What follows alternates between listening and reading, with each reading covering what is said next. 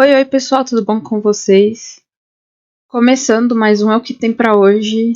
Eu sou a Mari Lopes, para quem não me conhece, e hoje eu vou relatar para vocês em resumo sobre o documentário Fallen Idols. Esse documentário ele tem 4 partes e recorda a vida e os relacionamentos de Nick e Aaron Carter, do auge às tragédias e eventos de grande repercussão. Gente, eu achei que esse documentário eu tinha só batido o olho mesmo lá no Prime. E eu achei que esse documentário falava, né, sobre a fama dos dois irmãos, etc. Mas depois eu peguei para assistir e infelizmente não é sobre isso. Então eu vou tentar resumir o máximo que eu puder aqui para vocês. O primeiro episódio conta a história de Melissa Schumann. Ela era uma garotinha de 12 anos quando fez audiência para a MTV. Ela veio de um lar cristão, então eles não tinham televisão. E simplesmente ela conseguiu fazer essa audiência aí por pura sorte, como ela diz mesmo no documentário. Ela passou e anos depois ela entrou pro grupo Dreams, que foi um grupo montado pelo Puff Daddy, né, que era para bater de frente com as boy bands que estavam vindo daquela época. Elas fizeram sucesso, né, nos anos 2000, e com a música He Loves You Not, né, que foi tocada em várias rádios, elas ficaram em primeiro lugar. E também conseguiram fazer uma turnê com o grupo NSYNC. E a gravadora queria que elas namorassem com um dos garotos da boy band, mas não especificaram qual boy band. Nick Carter. Enquanto isso, em Orlando, em 1992, Nick iniciou sua carreira nos Backstreet Boys. Ele era o mais novo no grupo. Por sua voz fina e lembrando, né, um pouco do Michael Jackson, a gravadora o contratou. Daí sua carreira só deslanchou, né, rumo ao sucesso com seus vídeos seduzentes, né, dos Backstreet Boys. Quem é desse tempo aí lembra.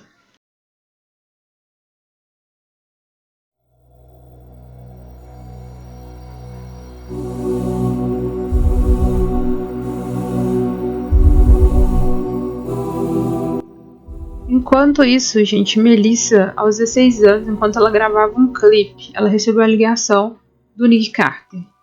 A gravadora insistiu muito que ela conversasse com ele, que ela atendesse essa ligação.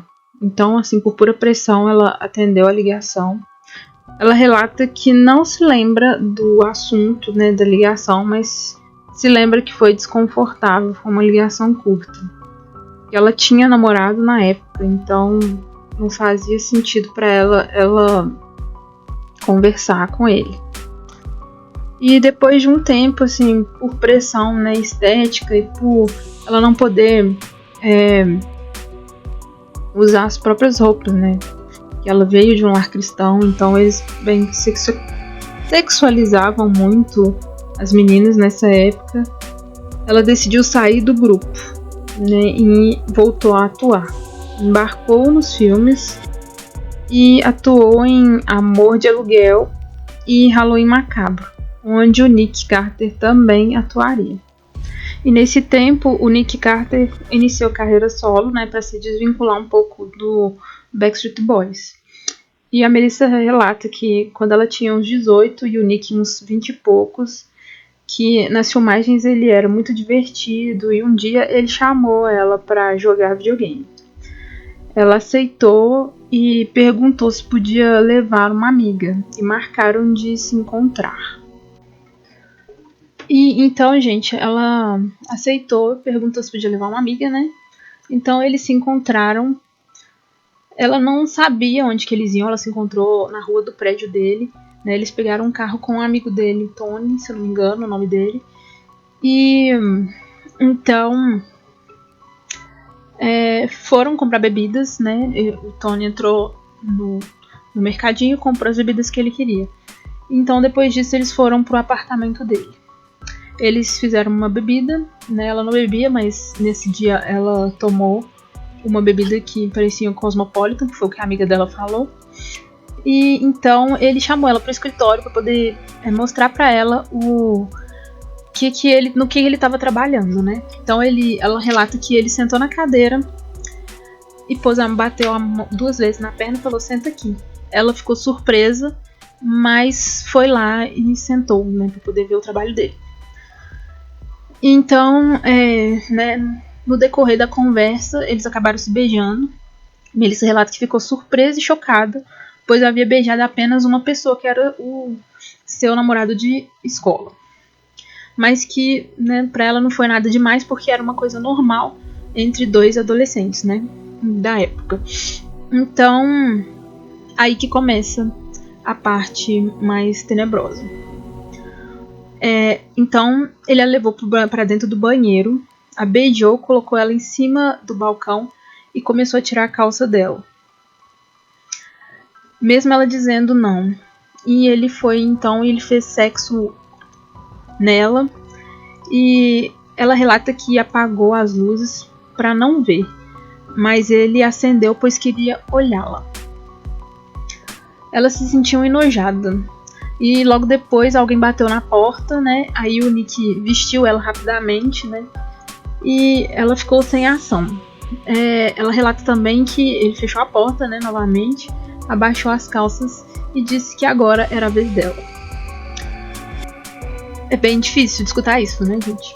Ela disse que não e que não faria nada. E ele se irritou, pegou a mão dela e colocou lá, se é que vocês me entendem. Ela acabou fazendo, pois julgou ser menos pior do que o que, né, poderia acontecer.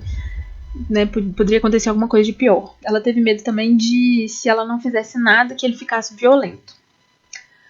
Então, assim, quando parecia que tudo tinha acabado, ele levou ela pro quarto. A Melissa disse que ele a beijou e que ela disse que não queria fazer sexo, pois estava se guardando para o marido. Ela repetiu várias vezes isso e ele disse que podia ser o marido dela. Então, assim, o abuso continuou. Melissa relata que sentiu tudo girando e que não parecia ser real aquilo que estava acontecendo com ela. Então, uma hora ele perguntou se ela estava gostando e ela respondeu que não. Então ele foi e largou ela. Esse foi o relato, né, do abuso. E o Nick, no documentário, eles falam que o Nick mantém a alegação de que a relação foi consensual e que seu amigo Tony Bass endossa essa afirmação dele. Então a gente, né, fica meio difícil de saber se realmente foi ou não foi, por que ela não... Tipo assim, eu me perguntei várias vezes por que ela não saiu de lá, né? Sei lá, tentou alguma coisa, pediu ajuda pra amiga, gritou, não sei. Mas eu acho que quando acontece isso, a gente fica meio sem ação, né? Então pode ter sido o que ocorreu com ela ali, né? Devia ser bem inacreditável, surreal o que estava acontecendo.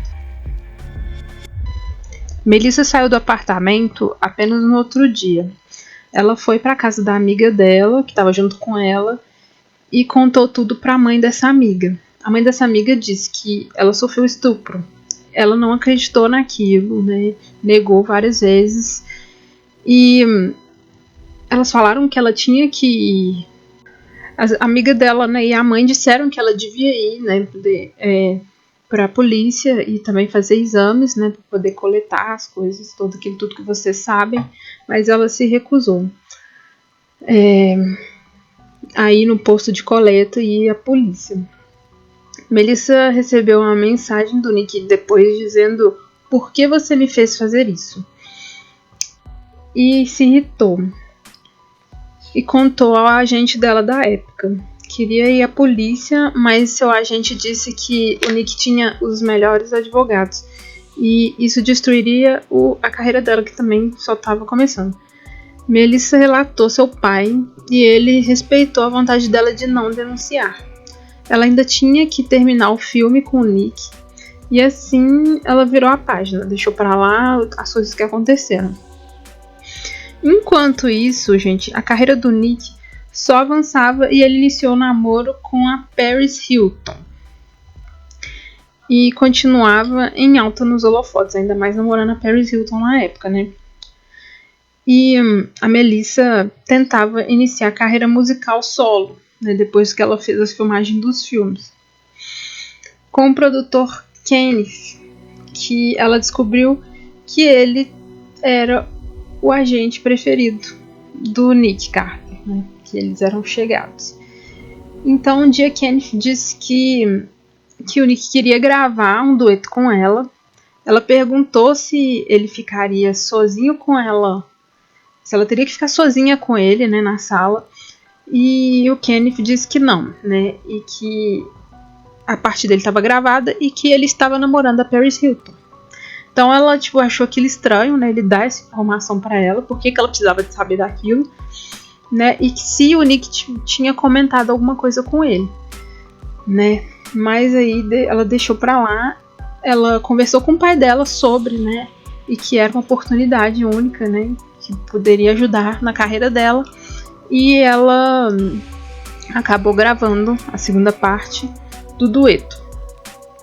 E quando ela foi fazer uma apresentação para a Sony Records, ela descobriu que o Nick também ia se apresentar juntamente com ela para poder cantar esse dueto. Eles cantaram esse dueto juntos e no final da apresentação, ela relata que ela não queria, né, na verdade, olhar para ele, então ela ficou o tempo todo, né, travada. Ela não conseguia ter uma ação, mas conseguiu cantar. E no final ele disse para ela que estava na cara que eles não se gostavam. Então, passadas as semanas, gente, a Melissa recebeu a notícia da gravadora de que eles não iam continuar com ela e que eles só ficariam com o Nick, só trabalhariam com ele.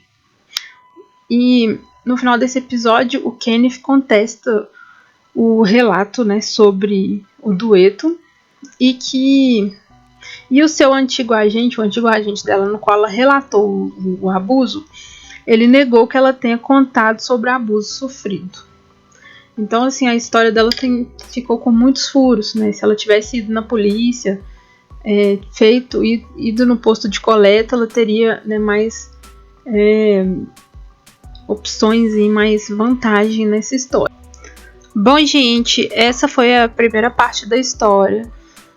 Eu vou deixar só essa primeira parte aí, vou ver como é a reação de vocês, né, o quanto vocês curtem esse vídeo, e dependendo, né, eu vou fazer a segunda parte, tá? Resumindo já o episódio inteiro. Então, esse foi o vídeo de hoje. Espero que vocês tenham gostado. Por favor, curtam esse vídeo, que ele deu bastante trabalho. E me sigam para mais vídeos. Até o próximo vídeo.